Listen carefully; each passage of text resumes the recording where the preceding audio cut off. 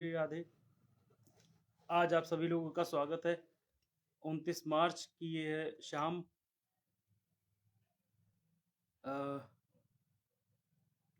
आज अमावस्या की तिथि है।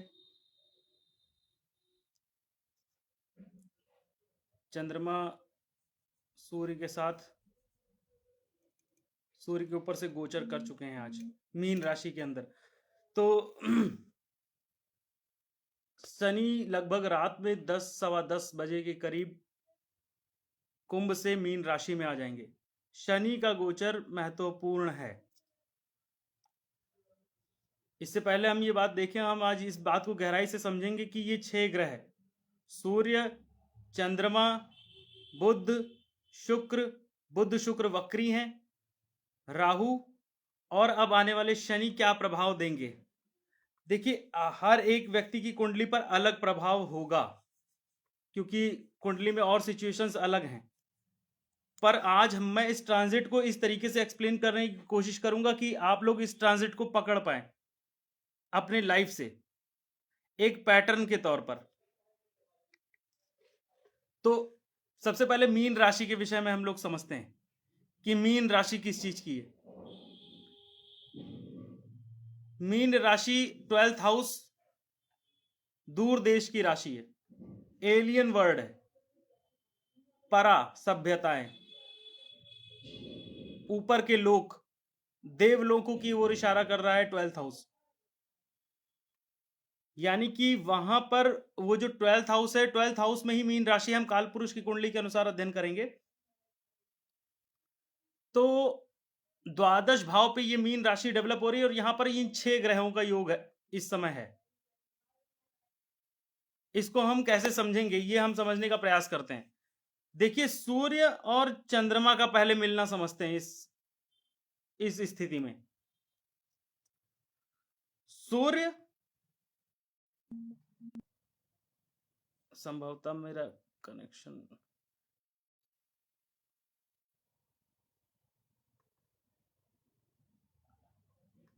क्या ये इंफॉर्मेशन निकल कर आप लोगों के समक्ष आएगी कि नहीं। ये सोलर इक्लिप्स का देखिए एक उदाहरण।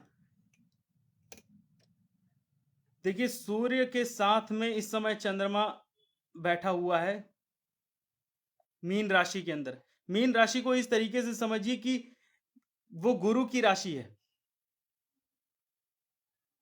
अब कोई भी ग्रह मीन राशि में जा रहा है, इसका मतलब है वो एक अपने गुरु के या देव स्थान पर, गुरु के कहने पर, अपने विश्वास से, धर्म और आस्था पे बिलीव करता हुआ किसी दूर स्थान पर जा रहा है। ठीक है, क्योंकि वहां मीन राशि वो गुरु की राशि है, इसीलिए गुरु तत्व जुड़ गया। अतः मीन राशि का मतलब है हायर डोमेन पर जा रहा है, ऊंचाई से देखने की कोशिश अब करेगा। तो देखिए, हम सूर्य गए हैं मीन राशि में, यानी कि इसको ऐसा मानिए कि प्रभु श्री रामचंद्र जी जो सूर्यवंशी है, वो खुद सूर्य है, वो मीन राशि में गए हैं। यानी कि अपने घर से कहीं दूर गए हैं, किसी ऋषि के यहां, किसी गुरु के यहां। ठीक है, अब सूर्य के कहने पर 2 ग्रह वक्री हैं। मतलब कोई भी ग्रह वक्री जो होता है वो सूर्य के वजह से होता है। तो बुध और शुक्र वक्री का मतलब समझते हैं, यहां तात्पर्य समझते हैं कि बुध और शुक्र जो वक्री हुए हैं इस समय, आज मतलब अभी स्थिति में जो है, जो जब जब चंद्रमा भी सूर्य से मिल रहा है मीन राशि के अंदर, तो क्या परिणाम दे रहे हैं। यानी कि सूर्यदेव भगवान यहां पर विष्णु को ले ले, भगवान राम को ले ले, तो उन्होंने कोई प्रश्न वाणी, बुद्ध मतलब कि कोई सवाल जवाब, कुछ बातचीत खड़ी की है। मीन राशि की है, रेट्रोग्रेड है मरकरी। इसका मतलब यह, रेट्रोग्रेड होने का मतलब यह है कि कोई पुराना प्रश्न किया है, किसी पुरानी बात को संकेत करता हुआ, जो प्रश्न वाजिब नहीं हो सकता क्योंकि वो मीन राशि में है। यानी कि बात ही कुछ अजीब सी कर दी है, सवाल पूछा है। किससे? चंद्रमा से। चंद्रमा, अब यहां पर माता सीता को हम ले सकते हैं। अब माता का जो तत्व है वो चंद्रमा से आएगा। अब फिर अब एक तत्व से जोड़े हैं, तो सूर्य शुक्र का जो कनेक्शन है, वहां शुक्र भी मौजूद है इन सब में, तो वैवाहिक जीवन से संबंध कर रहा है, इसलिए उनके वैवाहिक जीवन में स्थिति उत्पन्न हो रही है। यानी कि भगवान की किसी बात से, शुक्र से सवाल जो पूछा गया है, वो शुक्र जो है वो परिणाम, वो उत्तर देने के लिए वैवाहिक जीवन से संबंधित कर रहा है। अब देखिए इसमें शुक्र देवता उत्तर देंगे क्योंकि बुध और शुक्र वक्री किए गए हैं, यानी कि टाइम रेफरेंस में रुके हुए हैं, टाइम रेफरेंस में पीछे चले गए हैं। इसका मतलब क्या है कि दो तत्व जो है वो रुक गए हैं सवाल का जवाब ढूंढने के लिए। ठीक, दो तत्व ये जो रुके हैं, ये वक्री किए गए हैं, ये फल अपने तब देंगे जब ये सूर्य और चंद्रमा के फल यहां सेटिस्फाई हो जाएंगे, यानी कि चंद्रमा यहां से फल लेकर के सूर्य से चुपचाप निकल जाए। ये जो बीच में राहु पड़ रहा है, ये इन फलों को लूटने का कारक बन रहा है। अब देखिए यहां खेल क्या होता है, जब अमावस्या की तिथि लगती है तो हम ये मानते हैं कि चंद्रमा जो है वो कंबस्ट हो रहा है सूर्य के साथ मिलकर। कंबस्ट का मतलब है ये है अस्त हो रहा है। अस्त के सिचुएशन को हम लोग वैदिक शास्त्र में बहुत तरीके से परिभाषित करते हैं, लेकिन परंतु मेरे हिसाब से अस्त ग्रह का तात्पर्य समझ लेते हैं आज हम। पहले चंद्रमा से ही शुरुआत करते हैं। चंद्रमा यानी हमारा मन, चंद्रमा यानी हमारी माता। अगर हम माता को देखें किसी की, तो कुंडली में हम चंद्रमा से देखेंगे, और जैसा माता बिहेवियर कर रही होंगे उसी हिसाब से हम जातक के चंद्र को भी पढ़ सकेंगे। अगर कुंडली में नहीं भी दिख रहा है तो भी हम उसकी माता के वर्ताव से, पुत्र के प्रति या उसके इर्द गिर्द, हम ये समझ जाएंगे कि जातक का चंद्रमा कैसा होगा। तो ठीक है, एक चंद्रमा इंडिकेटर है माता का।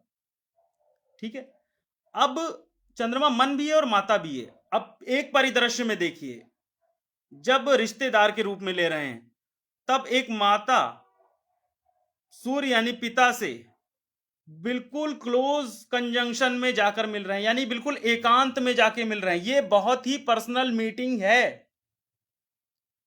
यानी कि जब कोई ग्रह सूर्य से अस्त होता है तो वो पूरी तरीके से जाकर सूर्य से मिल रहा होता है एकांत में, क्योंकि सूर्य देवता एक राजा है और राजा किसी भी वक्त किसी को बुलाकर पर्सनल मीटिंग कर सकता है। ये वो पर्सनल मीटिंग है। अब ये अमावस्या है, पर्सनल मीटिंग की तिथि चंद्रमा के लिए। आपका मन जिस भी अवस्था में होगा उस अवस्था की फोटो खींचकर आपकी आत्मा में स्टोर हो जाएगी। यानी कि क्यों कहा जाता है कि इन तिथियों पर भगवान का सुमिरन करें, पॉजिटिव सुमिरन करें, क्योंकि जो आपके मन में चल रहा होगा ना, अब वो आपकी आत्मा में रिकॉर्ड होने लगेगा, आत्मसात होने लगेगा। इवन ये जन्म नहीं, अगले कई जन्मों के लिए जब आप जन्म लेंगे तो वो जो आत्मा में आज अब चंद्रमा से लीन कर रहे हैं, वो चंद्रमा से निकलती है कब? वो पूर्णिमा की तिथि पर। मतलब अपनी आत्मा को भोजन देना, ये अमावस्या की तिथि है। हम अपनी आत्मा को, आत्मा के अंदर क्या मनोस्थिति, क्या विचार से रोपित कर रहे हैं, संस्कार क्या डाल रहे हैं अपनी आत्मा के अंदर, ये आज वो तिथि होती है। नेगेटिव सोचेंगे, नेगेटिव बोलेंगे, नेगेटिव वातावरण में रहेंगे, नेगेटिव खान पान करेंगे तो मन वैसा होगा, मन मलिन होगा और मलिन तत्व आत्मा में उतरेगा। सोचिए, अगर यहां चिंतन पॉजिटिव रखेंगे, पॉजिटिव सोचेंगे, दान, दया, धर्म, तपश्चर्या, इन सब का पालन करते हुए अगर आज गुजारेंगे तो देखिए आपकी आत्मा में जो है वो एक अच्छी, अब देखिए एक राजा को एक मंत्री यानी कि चंद्रमा रूपी मंत्री आकर अगर नेगेटिव बात बताए तो राजा खुश होगा, या एक पॉजिटिव एक अच्छी बात बताए तो राजा ज्यादा खुश होगा। तो राजा अगर खुश हो गया सूर्य, तो वो आपको खुश कर देगा। तो मन पर तो कंट्रोल आपका है ना। आप मन में दुख और दुविधा लेकर ही हर जगह जाओगे तो आपके एनवायरमेंट आपसे क्या लेगा? ये वो तिथि होती है। अब पूर्णिमा की तिथि को भी इसी वक्त समझ लेते हैं। तो अब यहां से चंद्रमा अमावस्या के बाद से बढ़ता हुआ चलता है। अमावस्या के बाद से एक एक कदम जो है आगे जब बढ़ता है तो वो बढ़ता हुआ मानते हैं। इसमें होता क्या है कि जितने भी ग्रह अब चंद्रमा से मिलेंगे अमावस्या के बाद, वो ग्रह चंद्रमा को फल देंगे। अपने फल जो उन्होंने मेहनत करके इतने दिनों से बनाए एक जगह रह करके, वो फल चंद्रमा को देंगे। किस रूप में? इंफॉर्मेशन के रूप में, जानकारी के रूप में, या किसी भी फल के रूप में दे सकते हैं। जैसे मान लो अब अमावस्या के बाद कोई ग्रह मिल रहा है तो वो चंद्रमा से अपने हक का मांगेगा।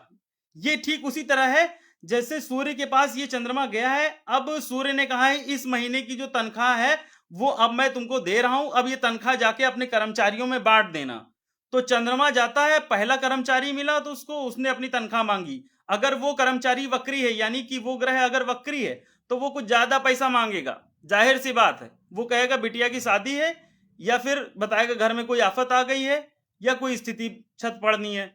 तो वो जो वक्री ग्रह होगा वो अधिक पैसा किसी ना किसी बहाने से मांगेगा। ठीक है, अब चंद्रमा पर निर्भर करता है कि वो चंद्रमा कितना प्लानिंग को अच्छे से समझता है, इमोशंस में कहीं बहता तो नहीं है। सूर्य उसको बकायदा, ये जो अमावस्या की तिथि इसमें बकायदा सूर्य जो है उसको ज्ञान और डिलीवरी करके भेजते हैं कि ऐसे ऐसे पैटर्न पर तुमको 15 दिन जाके काम करना है। अब हम देखेंगे कि चंद्रमा से आगे जो है वो चंद्रमा को यहां मीन राशि में वक्री ग्रह, अब इससे पहले हम पूर्णिमा की तिथि को समझ लेते हैं। तो ये ऐसे ऐसे करते करते चंद्रमा सबसे फल लेता हुआ पूर्णिमा की तिथि पर आता है। तो सूर्य से 7वीं दृष्टि में चंद्र पड़ जाता है। अब क्या होता है कि चंद्रमा के पास सारे के सारे ग्रहों के फल मौजूद हैं। ये ग्रह फल दो बुनियाद पे देते हैं। एक तो ग्रह फल देते हैं चंद्रमा को ये बताकर कि मेरी राशि में जब पहुंचना तो मेरे फल वहां पर पहुंचा देना जो मेरी कमाई के हैं, जो ये फल देते हैं। वक्री ग्रह फल छीन लेते हैं। ठीक है, जब अमावस्या के बाद ग्रह ये चंद्रमा निकला है तब सारे ग्रहों ने, वक्री ग्रहों को छोड़कर सारे ग्रहों ने चंद्रमा को फल दिया है कि जाकर मेरी लैब में मेरे खाते में जहां मेरी राशि पड़े वहां जमा कर देना। चंद्रमा यहां से कंटिन्यूअस सबसे फल लेता है। ऑप्शन था, मैं बीच में गलती कर गया, ऑप्शन ये था कि जब ग्रह वक्री होगा अमावस्या के बाद भी तो वो ग्रह अचानक फल खींच लेगा, जबकि देने की इस समय चंद्रमा की लेने की बारी थी ग्रहों से। तो जब पूर्णिमा तक पहुंचता है चंद्रमा तो चंद्रमा के पास टोटल फल जो है मुनाफे में के तौर पर सूर्य वहां पर प्रकाश डालकर उसको फिक्स कर देता है कि मतलब इन ग्रहों ने पैसा दिया है, इसको इस तरीके से अब आगे चलकर के बांटना है और लगाना है। मतलब सूर्य और चंद्रमा की पर्सनल प्लानिंग चल रही होती है। फिर जब चंद्रमा पूर्णिमा के बाद से घटता है तो जो ग्रह उसको घटते हुए क्रम में मिलते हैं वो ग्रह चंद्रमा से फल ले लेते हैं। यहां चंद्रमा नेचुरली फल देगा, नेचुरली चंद्रमा फल डिलीवर करेगा। यहां पर चंद्रमा नेचुरली फल डिलीवर करता जाएगा। तो ये क्रम जो है पूर्णिमासी और अमावस्या का जो है पड़ता है। अब यहां पर देखिए कि मीन राशि में क्या हो रहा है। मीन राशि में क्या हो गया कि आज चंद्रमा आया सूर्य के पास, सूर्य से मिला, अमावस्या बनाई। अब सूर्य से चंद्रमा की प्लानिंग सेट है, प्लानिंग पूरी की पूरी सूर्य करते हैं। लेकिन अब सूर्य की प्लानिंग में देखिए अनस्टेबिलिटी दिखा रहा है अभी के लिए। उसने बुध और शुक्र को वक्री कर रखा है। जब कोई ग्रह वक्री है इसका मतलब सूर्य के पास अभी प्रॉपर प्लानिंग नहीं है, प्लानिंग उसने बनाई है। सैटर्न ट्रांजिट बहुत अच्छा है सबके लिए, बुरा किसी के लिए नहीं है। अभी देखिए मैं बता रहा हूं ना सैटर्न ट्रांजिट क्या हुआ। सैटर्न ट्रांजिट में ये हुआ है कि शनि मीन राशि में गए हैं, यानी कि अब शनि मतलब समझ लीजिए एक काम काज करने वाला इंसान है, वो मीन राशि यानी कि किसी पहाड़ी इलाके पर जाके रहने मतलब गया है, पहाड़ी इलाके पर अब जाकर उसे कुछ काम करना है। ठीक है, पहाड़ी इलाका हमने मीन राशि से ले लिया, कोई देव स्थान जैसे हो गया। ठीक है, अब वो उस तरफ जा रहा है। तो अब देखिए जब शनि वहां पर जाएगा तो उसको सबसे पहले वहां राहु मिल रहा है। अब वही कहानी मैं लेकर आ रहा था कि सूर्य और चंद्रमा पर हम लोग पहले स्थित थे। पहले इस कहानी को समझ लेते हैं फिर हम उस पर बढ़ते हैं आगे कि शनि क्या करेगा। तो सूर्य चंद्रमा की पर्सनल मीटिंग है तो सूर्य ने बुध और शुक्र को पहरेदार स्थापित किया हुआ है। आप ये समझिए वहां पर राहु है। आज जो कुंडली की बात हम कर रहे हैं जब मीन राशि में वहां राहु उपस्थित है। तो राहु के प्रकोप से इस प्रकोप को ओवरकम करने के लिए सूर्य ने बुध और शुक्र को प्लानिंग में सेट कर दिया है। अच्छा, बुध के लिए क्या बात है, जैसे ही अब बुध को ऐसे मान सकते हैं कि छोटा भाई या जिससे हम बातचीत कर सके। जैसे भगवान श्री राम अगर यहां मान लिए तो सीता जी चंद्रमा हो गई, सूर्य श्री राम जी हो गए, बुध को मान लीजिए कि लक्ष्मण जी हो गए। अब शुक्र जो है वो फिर देखेंगे तो बुध शुक्र के साथ में देखें तो लक्ष्मण जी की पत्नी हो गई, ऐसा मान लीजिए। तो बुध जो है वो इस स्थिति में अभी नहीं दिख रहा है, मीन राशि में है, उस स्थिति में नहीं दिख रहा है कि भैया के यानी कि सूर्य के सवालों का तुरंत जवाब दे दे, क्योंकि मीन राशि में है, नीच राशि में। लेकिन हां, जैसे ही उस बुध को परेशानी पता चली सूर्य की, उसने अपने शुक्र से डिस्कस किया। अच्छी बात थी, शुक्र वहां था और शुक्र उच्च राशि का था, यानी कि अब लक्ष्मण जी को उनकी पत्नी से जो भैया ने आदेश दिया था उस आदेश को टैकल करने का सॉल्यूशन मिल जाएगा। इन्होंने आदेश क्या दिया है, इस पर गौर करने वाली बात है। शुक्र जो है वो मीन राशि में बहुत उच्च का है और बहुत तरीके से चीजों को समझता है। उस दरमियान शुक्र रोक रहा है चीजों को, बुध को रोक रहा है, स्टेबल कर रहा है। वो कह रहा है इस सवाल का जवाब अभी देंगे। अभी कब? देखो, राहु है शाम, राहु मतलब शाम का समय, ना पूरी तरीके से दिन है ना पूरी तरीके से रात है। तो शुक्र कह रहा है रुक जाओ, अभी राहु है, आज शनि को आ जाने दो, यानी कि रात हो जाने दो। जब शनि आएगा तो राहु शनि में ही समाहित हो जाएगा, शनि पूरी तरीके से राहु को ढक लेगा। अब जो भी है राहु जो बैठा हुआ था, राहु देखिए मीन राशि में बिल्कुल भूखा बैठा हुआ था। उसने देखा सूर्य को, चंद्रमा को, बुध को, शुक्र को। अब उसका दिमाग बौखला गया था कि मुझे इतने लोग मैं लूटने के लिए मेरे पास बैठे हुए हैं। लेकिन देखो सूर्य की चालाकी देखो, सूर्य और चंद्रमा को राहु डायरेक्टली लूट नहीं सकता। दूसरी बात, सूर्य ने उठाकर बुध और शुक्र को कर दिया वक्री, जिस हिसाब से क्या हुआ, अब वक्री ग्रहों को राहु केतु नहीं लूट सकते। तो अब ये बुध शुक्र अपने फल नहीं लेंगे, अपने फल नहीं देंगे राहु को, बल्कि राहु से भी फल छीन लेंगे। राहु क्या है, राहु तो खुद इल्यूजन है, वो दे क्या सकता है, वो कुछ नहीं दे सकता। राहु बस इस चालाकी से बैठा। देखिए राहु भी यहां सेटिस्फाई हो रहा है, इतने ग्रह बैठे हुए हैं तो राहु को कुछ कुछ भी हिस्सा देंगे ना, तो राहु सेटिस्फाई हो जाएगा। लेकिन मुख्य बात यह है कि शुक्र इस चीज का जवाब दे पा रहे हैं कि शनि ही वो उपाय है या वो तरीका है जिससे ये सूर्य और चंद्रमा की जो प्लानिंग है ये आगे सक्सेसफुल होगी। अभी देखो शनि क्या कर लेगा ना, शनि जैसे ही रात आएगी वो राहु को अपने दिशा की तरफ खींच लेगा, यानी कि राहु का ध्यान और ग्रहों से हटाकर अपनी ओर आकर्षित कर लेगा शनि। कैसे? अंधेरा है शनि। अब शनि के लिए देखिए कि रोल क्या है। अब यहां से शुरू होती है वो कहानी कि जब कोई आदमी, शनि रूपी आदमी, मीन राशि यानी कि किसी पहाड़ी इलाके पर या किसी दूर जगह, मान लीजिए पहाड़ी इलाका अपना समझ लिया, किसी आइसोलेशन, किसी फॉरेन के लैंड पर जाकर के अब वहां पर कोई कामकाज स्थापित करने वाला है, उसकी टकराहट आते ही राहु से हुई। तो वो क्या कर रहा है, शनि क्या करने की कोशिश कर रहा है, जैसे आप किसी विदेश में जाएं तो राहु तो भाई मीन राशि का है, वो पक्का वहीं का है, वो आपसे वहां से टैक्स या टोल के रूप में चीजें लेगा। और ऐसा नहीं होता कि जैसे कहीं पर्ची कटवानी पड़ती है और वहां पर जो है कई बार कॉन्ट्रैक्टर जो है वो मनमानी रकम वसूलता है, ये राहु वो मनमानी रकम है। ठीक।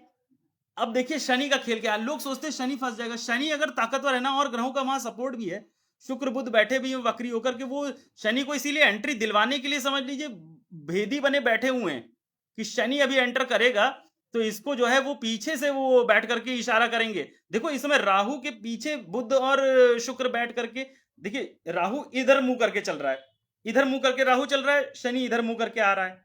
ठीक है, अब राहु यहां से निकल जाएगा, राहु अचानक पीछे देख लेता है, लेकिन अब देखिए यहां पर पीछे जो है बुध और शुक्र चल रहे थे, मान लीजिए ये दो प्लैनेट इधर मुंह को, लेकिन ये वक्री हो गए तो अब इधर देख रहे हैं। तो जब ये दोनों इधर से देख रहे हैं बुध और शुक्र, और शनि यहां से देख रहा है, तो बुध और शुक्र और शनि के बीच में आंख मिचौली हो जाएगी और आंखों ही आंखों में बातों को पढ़ लिया जाएगा, प्लानिंग को समझ लिया जाएगा कि राहु को बेवकूफ बनाना है। तो अब शनि क्या करेंगे, शनिदेव गरीबी की स्थिति है यार, गरीब आदमी को कौन लूट पाए, राहु लूटने के लिए बैठा है। राहु कह रहा है मुझे 500 रुपए चाहिए, एक पर्ची काटूंगा तो अगर तुमको यहां अपनी दुकान चलानी है, इस देश में, मेरे इलाके में दुकान चलानी है, तो तुमको 500 रुपए। ठीक है, शनि कहता है भैया मैं बहुत गरीब हूं। शनि उसको रुला लेगा कि तुम, मैं 500 नहीं, मैं 200 रुपया दे पाऊंगा, 200 भी नहीं, 100 रुपया दे पाऊंगा। तो मतलब शनि यहां पर, बुध और शुक्र भी ये दर्शा रहे हैं कि शनि बार्गेनिंग करेगा और राहु को खींच के एक लेवल पर लेकर आएगा। ठीक है, और राहु को मतलब कम से कम सौदे पर डील करने, लेकिन राहु आसान नहीं है, मैं अभी भी बता रहा हूं, क्योंकि इसके बाद जो लोगों ने केवल मीन राशि पढ़ी है, लेकिन मीन राशि के बाद जो स्थिति होने वाली है उसमें यह हो रहा है कि शनि देव से द्वादश राहु चले जाएंगे। अब जो शनि भी फल कमाएंगे ना, राहु उनका खर्चा ले सकता है, पूरा लोड है। शनि से द्वादश राहु बैठा हुआ होगा, मतलब शनि कुंभ में बैठे होंगे, शनि मीन में बैठे होंगे और राहु कुंभ में बैठे होंगे, तो राहु शनि के जितने भी फल बनाए होंगे उनको खींचने की ताकत रखता है। तो अब क्या हो गया, यहां पर कुछ ना कुछ कॉन्ट्रैक्ट के रूप में या कुछ ऐसा साइन हो सकता है कि अगर जितने दिन तुम यहां पर दुकान अपनी चलाओगे, शनि से कह रहा कारोबार यहां अपना करोगे, उतने दिन तुमको मेरे नाम की पर्ची काट के मुझ तक पहुंचाते रहनी पड़ेगी। अब शनि का यहां दिमाग कैसा है, ये शनि देव सूर्य की प्लानिंग से अब आए हुए हैं। अब शनि देव जो है यहां पर बैठ के मीन राशि में कारोबार का भी विस्तार करेंगे, क्योंकि गुरु की राशि में वृद्धि करते हैं स्थान की शनिदेव, और वृद्धि करेंगे वहां पर, उस जगह भी कारोबार अच्छा खासा सेटअप बनाएंगे। लेकिन यह है कि राहु इनके फल लेता रहेगा। अब अच्छी बात यह है कि राहु कुंभ राशि में ना, तो वो जातक के प्रॉफिट के लिए भी मजेदार रहेगा, अच्छे से अच्छा प्रॉफिट जातक कमा सकेगा, कमा पाएगा। शनि अगर मीन में जा रहे हैं तो इसका मतलब यह भी है कि ये जो दुनिया है ये थोड़ा वर्चुअल वर्ल्ड, स्पेस की दुनिया, एस्ट्रल वर्ल्ड, अभी देखिए ज्योतिष भी बढ़ रहा है, एक लेवल पे आ रहा है। ज्योतिष भी जो है वो आकाश मंडल का अध्ययन है, ग्रह तारों का अध्ययन है, तो इसकी तरफ टेक्नोलॉजी भी मूव करेगी। बात सही है, लोगों की टेक्नोलॉजी इस तरफ मूव करेगी। लेकिन एक देखो, शनि की दूसरी दृष्टि खाना नंबर 2 पे पड़ेगी अगर मेष लगन की कुंडली बनाई जाए तो। 2 जो है हमारी आंखों का स्थान है, और राहु जो है जब 11वें भाव में आ जाएगा, यानी कुंभ राशि में आ जाएगा, तो कुंभ से और वृषभ राशि तक जाने का जो है वो इंपैक्ट एक पड़ता है, कहने का मतलब असर पड़ता है। तो कहीं ना कहीं कुछ स्पेसिफिक तरीके के गॉगल्स या चश्मे भी जो है वो बन सकेंगे, जिससे वर्चुअल वर्ल्ड या फिर दूसरी दुनिया को भी देखा जा सके।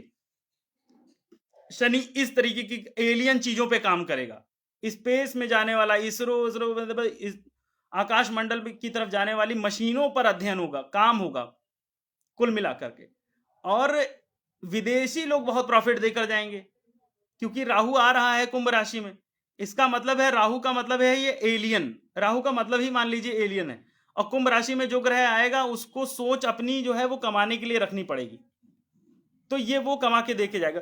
तो इसमें डिकोड करने वाली बात ये थी कि सूर्य और चंद्रमा की जो मीटिंग पर्सनल हो रही थी, इसमें सूर्य ने बुध और शुक्र को वक्री करके इस मीटिंग को शांतिपूर्वक ढंग से हो जाने का और मीटिंग के बाद आने का फैसला जो है वो सुनाएगी। तो शुक्र ने बुध का नीच भंग ये बता के किया है कि शनि जो है इस पूरे कर्ता धर्ता होंगे इस चीज के, और राहु को निपटाने के या राहु को ठिकाने लगाने के, और शनि देव से भी फल खींचेंगे बुध और शुक्र। कहने का मतलब है ये, यहां पर बुध और शुक्र शनि से भी फल लेंगे शुरुआत में। तो जिनकी लगन मकर या कुंभ है, शनि की लगन है, उनको अभी ये शुरुआत में थोड़ा खर्चा करना, इन्वेस्टमेंट टाइप का करना पड़ेगा, और होगा उनसे। तो वो जो इन्वेस्टमेंट होगा वो आगे फ्रूटफुल होगा, ये बात बिल्कुल तय है। शनि मीन राशि में अच्छा करेंगे नो डाउट, लेकिन खर्चा भी बढ़ाएंगे, और आकस्मिक खर्चा बढ़ता चला जाएगा।